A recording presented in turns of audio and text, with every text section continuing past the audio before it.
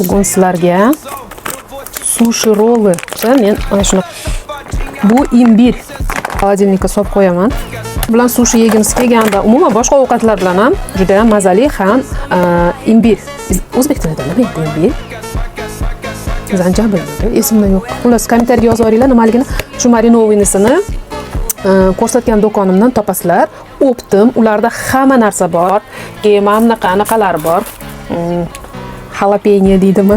Birinchi marta o'qiganimda rosa hayron qoldim. Jalapeno deb yozilganiga, voy, nima so'z ekan deb hayron qoldim. Jalapeno ekan.